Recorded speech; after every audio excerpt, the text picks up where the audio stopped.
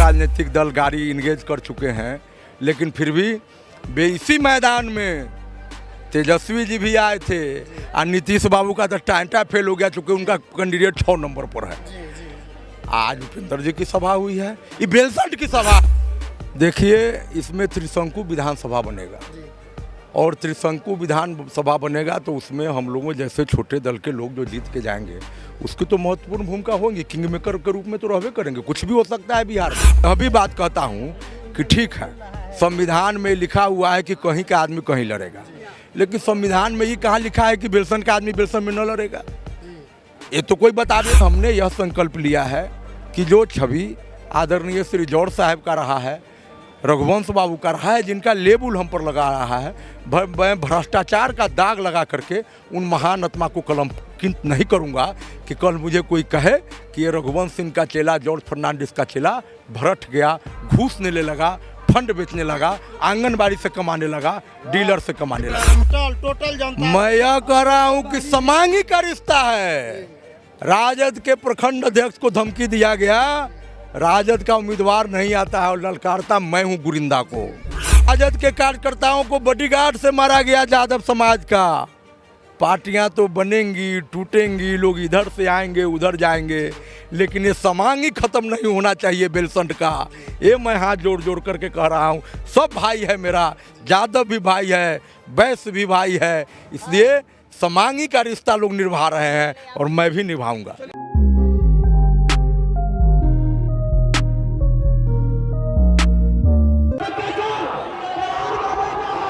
ये रैली और भीड़ आप देख रहे हैं, ये ना तो नरेंद्र मोदी की रैली है और ना ही लालू प्रसाद यादव की रैली है।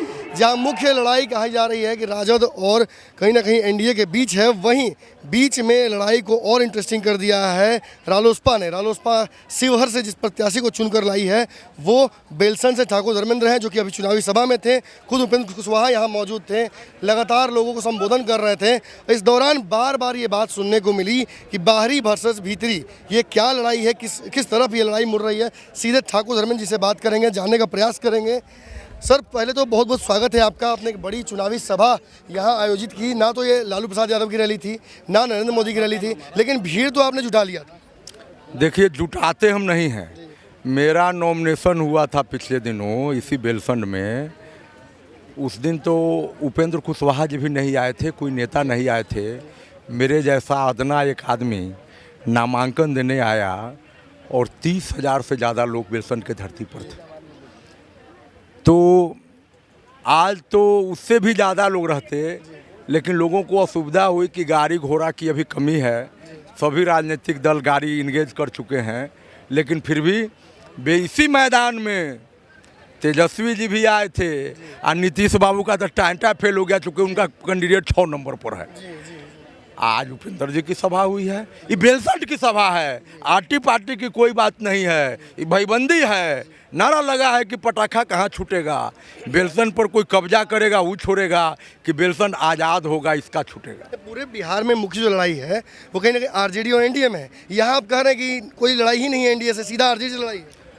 आरजेडी से लड़ाई है इसलिए कि आरजेडी का एक कमिटमेंट वाला वोट है और इसलिए कुछ उनको वोट आ जाएगा। लड़ाई उड़ाई नहीं है, लेकिन कोई ना कोई तो सेकंड करबे करेगा, तो इसलिए उनको कुछ वोट आ जाएगा। तो इसलिए मैंने कहा है कि लड़ाई है, तनी मनी वोट उनको आएगा। काफ़ी दिनों तक आप लोगों ने खून पसीने से लालटेन को जलाया था, उसका फलसफा आपको ये मिला कि टिकट भी नहीं मिला। अब जो जिन परिस्थितियों में आप कहीं ना कहीं रालोसपा में हैं, कहा जा रहा है किंग मेकर बन रहे हैं आप बिहार में, क्या लग रहा है? उम्मीद से बढ़िया रिस्पॉन्स मिल रहा है या क्या हो रहा है? देखिए, इसमें त्रिशंकु विधानसभा बनेगा और त्रिशंकु विधानसभा बनेगा तो उसमें हम लोगों जैसे छोटे दल के लोग जो जीत के जाएंगे उसकी तो महत्वपूर्ण भूमिका होगी। किंग मेकर के रूप में तो रहबे करेंगे। कुछ भी हो सकता है बिहार में। देखिए ना चुनाव के बाद में क्या होता है। इसमें अप्रत्याशित होगा रिजल्ट। बार बार अपने शुरू में भी आपसे जब हम बात की तो आप नारा लगाते हैं आपन माटी आपन लोग। ये अभी भी हम लगातार सुन रहे हैं, बाहरी वर्सेस भीतरी। ये एनडीए और आरजेडी वाली लड़ाई को आपने बाहरी भीतरी में कन्वर्ट कर दिया। जैसे नीतीश बाबू कहते हैं कि बेलसन बुर्बकहा है, ये विधायक लेके क्या करेगा, प्रतिनिधि से काम चलाओ। आपको मालूम है, सारा वीडियो फुटेज देखिए, जो यहाँ के विधायक रहे हैं 2 बार से, एक बार वो बूटा सिंबला में जीते हुए थे। तो जनता से पूछे ना कि कोनो देखे हुए है विधायक को, चिंता है उनके दूल्हा जी वो बॉडीगार्ड लेके या डिश डेट हिसाब किताब में रहते हैं दिन भर। विधायक का चुनाव इसीलिए होता है, चुल्लू भर पानी में नहीं डूब जाना है ऐसे लोगों को। बनिएगा विधायक, जाइएगा जन वितरण के दुकान पर ताकने के लिए। बेलसन का ही संस्कृति नहीं था। बेलसन काल तक कोई विधायक जन वितरण और आंगनबाड़ी से हिसाब किताब न किया था, जो सब काम कर रहे हैं। तो इसीलिए मैं यह जानना चाहता हूँ, मैं यह भी बात कहता हूँ कि ठीक है संविधान में लिखा हुआ है कि कहीं का आदमी कहीं लड़ेगा, लेकिन संविधान में ही कहाँ लिखा है कि बेलसन का आदमी बेलसन में न लड़ेगा? ये तो कोई बतावे। नीतीश कुमार जी और ये बतावे जो उनके पार्टी हैं, उनसे होशियार लोग काबिल लोग हैं कि नहीं? और राजद के जो उम्मीदवार हैं वो कहें कि हमसे बेसी काबिल आदमी कोनो बेलसन में नहीं। आपके भाषण के दौरान और आपके जो भी कैंपेन चल रहा है, हम 2-3 शब्दों का बड़ा जिक्र सुन रहे हैं। बाइली बार बार आप चर्चा करें, गुरिंदा क्या होता है ये जरा बताइए। गुरिंदा है वो गुल खिलाता रहता है, माने रंग बिरंग का गुल खिलाया, असूलबो किया, मरवेबो किया, तो वो हत्यो करवा देता है। हम ही को कहा था आवाज़ बंद करो नहीं तो बंद करा दिया जाएगा। अब हम आवाज़ दे रहे हैं तो गुरिंदा बिल्ली में ढुक गया। मैंने उस दिन भी कहा कि ये गुरिंदा है, कहता है बाजू में ताकत है आके लड़ो। जैसे कि देखिए आप अगर रूनी सैदपुर से आइएगा ना, कुदई जी हैं, ये रूनी सैदपुर से आएंगे, ये धार्मिक आदमी है, इनके जेबी में से रुपया कट जाएगा तो ये आके कहेंगे जे नमन जी सीताराम सीताराम क्या कहे, औथरी में वो चक्का बैठ गया, सीताराम सीताराम। वो 500 रुपया जो जेबी में से था सीताराम निकाल लिया। उनके वेदना में भी 5 बार सीताराम आएगा। और कोनो डाकू अगर बैठ गया वही टेम्पू पर और उसके जेबी में से अगर कोनो पॉकेट मार उससे भी होशियार रुपया निकाल लिया तो वो कहेगा, शुरू करेगा, माधर चौदह को कौन चक्का बैठा था साला को हम देखते तो उसको खून कर देते। वो 500 रुपया निकाल लिया है। तो ये बेलसन में गुरिंदा हर बात में बोलेगा कि हम खून दे देंगे। तो हम सवाल किए कि ये गुरिंदा तुम इतना दिन से बेलसन को कह रहा है कि हम गुलाम बनाए हुए हैं, तो 50 ग्राम किसी जनता को खून देने का नौबत नहीं आया? तुम बताओ ना, 15 साल से बेलसन को तुम अपना कब्जा में रखे हुए हैं, तुम किस जनता को 50 ग्राम खून दिया? और नहीं तो सार्वजनिक रूप से आके सब मंच लगे, बेलसन की जनता आवे, हम आ गुरिंदा अगल बगल में बैठे, हम उसको उदाहरण बना दें, बता दें कि 100 से ज़्यादा लोगों का खून चूसने का काम किया है गुरिंदा। ये जो दर्शक बहुत नहीं जान रहे होंगे धर्मेंद्र जी को, मैं बता दूं आपको कि जब लालटेन का तेल खत्म हुआ था तो उस दौरान भी खून देकर उन्होंने लालटेन को जलाया। बड़ी बात कहीं ना कहीं ये है कि अंतिम समय में रघुवंश प्रसाद के साथ भी मौजूद रहने वाले शख्सों में से एक थे। लोग तो ये भी कह रहे हैं कि जब जाते जाते रघुवंश प्रसाद की आत्मा इनके अंदर घुस गई है क्या? देखिए भट्ठा पकड़े थे जॉर्ज फर्नांडिस के स्कूल में छात्र जीवन में 89 में, जब जॉर्ज फर्नांडिस मुजफ्फरपुर में लड़ने आए थे।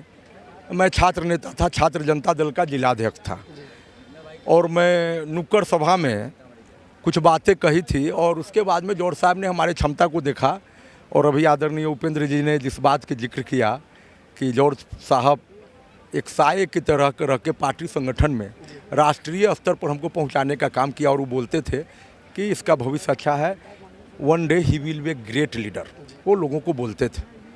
तो एक तो उस आत्मा का आशीर्वाद जो है वो कहीं ना कहीं जाएगा। और रघुवंश प्रसाद सिंह नज़र के पारखी थे, मैं उनके सानिध्य में था, मेरा बहुत कम दिन का नज़दीकी का संबंध था। लेकिन समझना चाहिए कि रघुवंश बाबू को कोई ठग नहीं सकता, बरगला नहीं सकता। लेकिन जीवन के अंतिम क्षणों में सारी राय विचार करना और राजनीतिक निर्णय लेना, चिट्ठियाँ सौंपना, मैं तो यहीं मारर के धरना में लगा हुआ था, अनशन काम में लगा हुआ था, और बुला करके राजनीतिक निर्णय में साथ लेना और मृत्यु शैया पर दोनों हाथ से आशीर्वाद देना।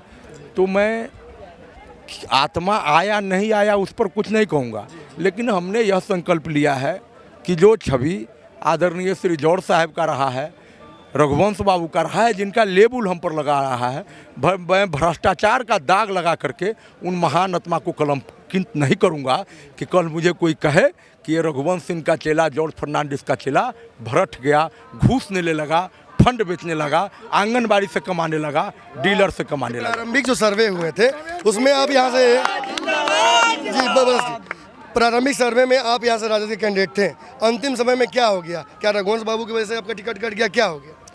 देखिए, वो र्यूमर फैल गया पटना में कि रघुवंश बाबू का बेटा 28 तारीख को 2 बजे ज्वाइन करने वाले हैं जनता दल यू, और राजद के लोगों को लगा कि यह लड़का लोटा लेकर के घूमेगा कि मेरे पिताजी का अपमान हुआ।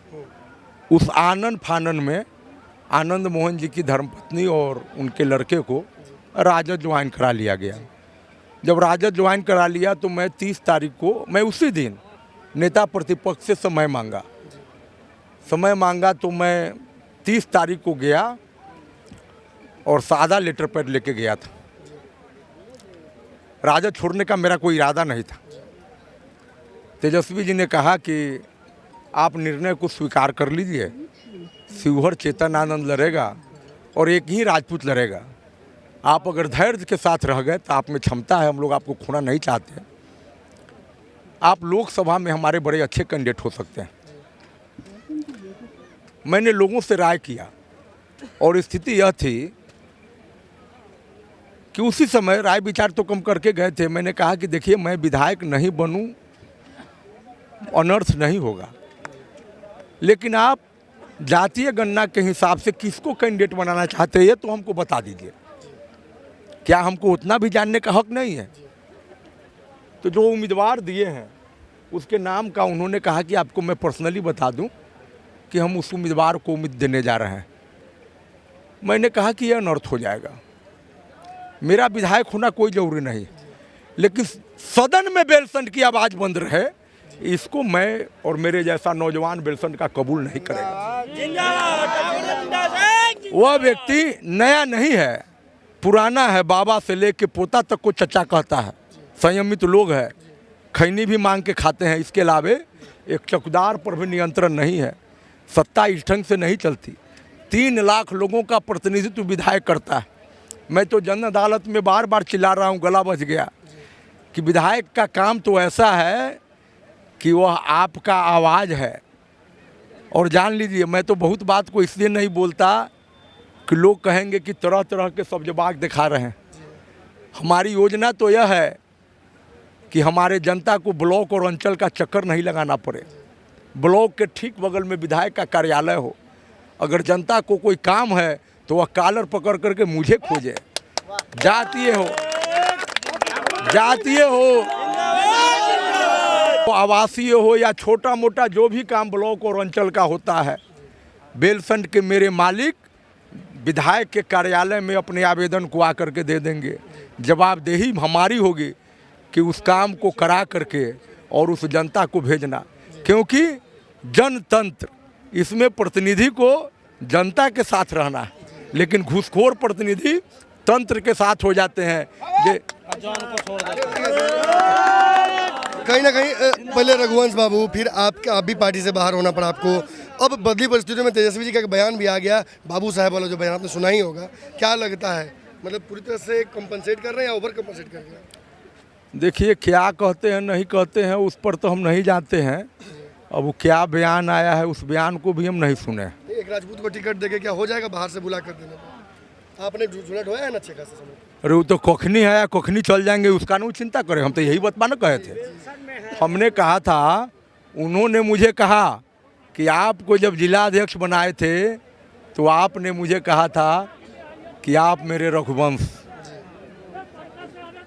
और आप छोड़ करके जा रहे हैं। मैंने कहा कि सवाल वही है कि बेलसंड का आवाज़ बंद है सदन में, और जिस धरती पर हमारे जैसे जागरूक लोग हैं, मैं आपको एक बात बता दूं, इतना सभी राजनीतिक दलों में परिपक्व कार्य करता है कि पूरे बिहार का सूची ला दे और कैंडिडेट हम बेलसंड का दे दे। बेलसंड के लोगों में तो वो क्षमता है कि पूरे बिहार से जाकर चुनाव लड़ सकता है। हर जाति धर्म में यहाँ पर एक से एक मुनाफाट काट करता है। वहाँ पर कोई कहे कि बाई लिया जाएगा, कोई काबिल आदमी नहीं है। तो इसलिए हम, राष्ट्रीय जनता दल का क्या सोच है, मुझे एक अंतिम सवाल है सर। पार्टी ने आपके साथ अन्याय तो किया है, लेकिन यहाँ के कार्यकर्ताओं का सेंटीमेंट आपके साथ है, राजद का सेंटीमेंटल वोट भी आपको मिलेगा, फायदा इसका पहुँचेगा आपको, लोग आपके साथ हैं क्या? दबी जुबान में पीछे भी लोग कह रहे हैं 50,000 वोट से चुनाव जीतने जा रहे हैं ठाकुर धर्मेंद्र जी, और सभी धर्म जाति संप्रदाय के लोग एकजुट होकर वोट करेंगे। अरे भाई, सभी दल के लोग। आप राजद से हैं क्या? राजद से हैं आप? नहीं, किसी से नहीं है। आप राजद से? राजद के प्रखंड महासचिव हैं, ठाकुर देवेंद्र जी के साथ में खड़े हुए हैं कि हमारे क्षेत्रीय हैं, हम लोग को बाहरी को भगा देना है, हम लोग अपने क्षेत्र के इसीलिए कह रहे हैं, नहीं देखिए समझिए, इसीलिए कह रहे हैं कि मतलब सब आपके साथ है। टोटल जनता। मैं यह कह रहा हूँ कि समांगी का रिश्ता है। राजद के प्रखंड अध्यक्ष को धमकी दिया गया, राजद का उम्मीदवार नहीं आता है और ललकारता मैं हूँ गुरिंदा को। राजद के कार्यकर्ताओं को बॉडीगार्ड से मारा गया यादव समाज का। पार्टियां तो बनेंगी, टूटेंगी, लोग इधर से आएंगे उधर जाएंगे, लेकिन ये समांगी खत्म नहीं होना चाहिए बेलसंड का। ये मैं हाथ जोड़ जोड़ करके कह रहा हूँ, सब भाई है मेरा, यादव भी भाई है, वैश्य भी भाई है, इसलिए समांगी का रिश्ता लोग निभा रहे हैं और मैं भी निभाऊंगा। तेजस्वी यादव से चूक हो गई है बहुत बड़ी, तेजस्वी यादव से चूक हो गई, लालू जी होते तो बात बहुत अलग होती। अब तो रघुवंश बाबू को आभास हो गया था, उन्होंने जब वो त्याग पत्र दिए थे, मैं राज खोल रहा हूँ, आप लोगों ने भी कहा, तो मैं कहा कि अभी टेप सटा हुआ है। जब रघुवंश बाबू ने त्याग पत्र दिया, वो भी रो रहे थे, मैं भी रो रहा था।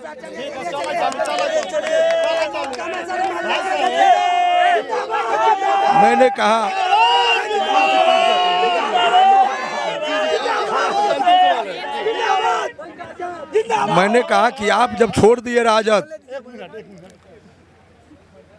तो मैं भी इस्तीफा कर देता हूं आपके साथ साथ, लेकिन उन्होंने रोका था। उन्होंने कहा कि बाबू लालू प्रसाद को हम तुम्हारे बारे में बोले हुए, वह तुमको जरूर बेलसंड से टिकट देगा। दल नहीं छोड़ो, हम चाहते हैं कि बेलसंड का तुम आवाज बनो।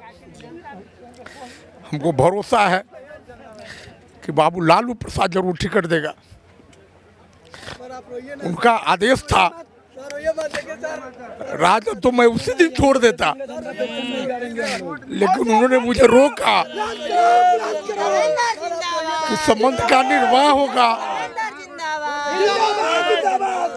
लेकिन राष्ट्रीय जनता दल अपने वचन से मुंह कर गया। पुराने रिश्तों के आधार पर जो उपेंद्र जी बोले हैं, मैं उनके पास गया और उपेंद्र जी ने कहा कि धर्मेंद्र जी, एक साथ के आप साथी हैं, कहाँ से कहाँ हम लोग चले गए, आपको आज तक कोई राजनीतिक दल समझा नहीं। आपका टिकट रिजर्व है, वो तो गठबंधन में हम दूसरे दल को दे दिए थे, लेकिन आप इस दल में पूरी प्रतिष्ठा है, आप इस टिकट को लीजिए। और उन्होंने इसका मान रख लिया। लेकिन फिर भी हमको राष्ट्रीय जनता दल से कोई शिकायत नहीं है।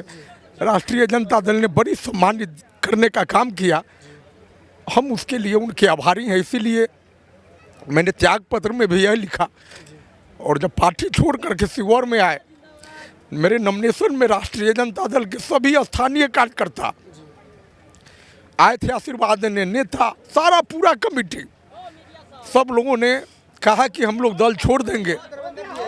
लेकिन मैंने कहा कि आप दल नहीं छोड़िए, मैं हरामखोर नहीं हूँ कि जिस पत्ता पर खाया उस पर छेद करूँ।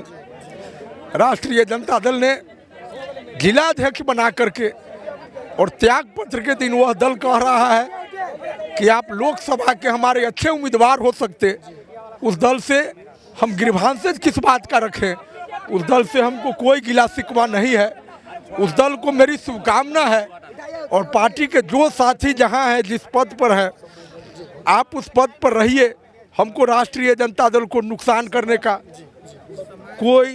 कोई नैतिक हक नहीं है, और मैं यही कह रहा हूँ कि हमको कोई शिकायत नहीं है। आंसू नहीं बता रहे हैं, मैंने बहुत ऐसा अगवा कर रखा है इनको।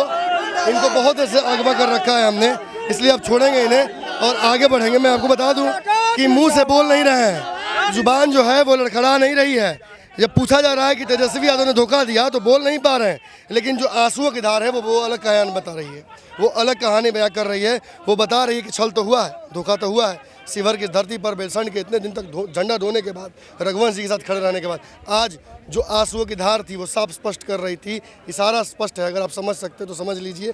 कह रहे हैं धोखा तो बहुत बड़ा हो गया है, लेकिन यहाँ मौका भी है। मौका ये है कि सारे कार्यकर्ता राजद के इनके साथ मौजूद है। देखिए इस जो भीड़ मंच पर इनके साथ खड़ी है, मंच पर इतनी भीड़ नहीं होती है यूजुअली, मंच का प्रोटोकॉल होता है, लेकिन उस प्रोटोकॉल के बावजूद इतनी भीड़ है। और ये सारे लोग राजद के कार्यकर्ता हैं, रालोसपा के कार्यकर्ता हैं, वो लोग हैं जो आज यहाँ पर लालू प्रसाद यादव की कमी महसूस कर रहे हैं। लेकिन तेजस्वी यादव ने फैसला ले लिया है, यहाँ से इनको टिकट नहीं दिया गया है। ऐसे में सीधे तौर पर जो बात कही जा रही है कि कहीं और लड़ाई एनडीए से है ही नहीं, लालटेन और पंखे की लड़ाई सीधे तौर पर है। ऐसे में देखेंगे, आगे बढ़ेंगे, पूरे दिन के साथ हम हैं और जगहों पर जाएंगे। बहुत भावुक हो गए थे क्योंकि वैसे सवाल थे। अब जो आंसुओं की धार है उसको आप देखते हुए अंतिम क्षणों के साथ मैं आपको छोड़ रहा हूँ। खुद निर्णय कीजिए कि इस बेलसंड की धरती पर कौन इस बार भारी पड़ेगा, किस पर। धन्यवाद। बढ़ाएं अपना कदम सक्सेस की ओर शिखर करियर इंस्टीट्यूट के साथ। शिखर करियर इंस्टीट्यूट पूर्वी भारत में एकमात्र कोचिंग संस्थान जो एक्सक्लूसिवली है मेडिकल एंट्रेंस एग्जाम के लिए।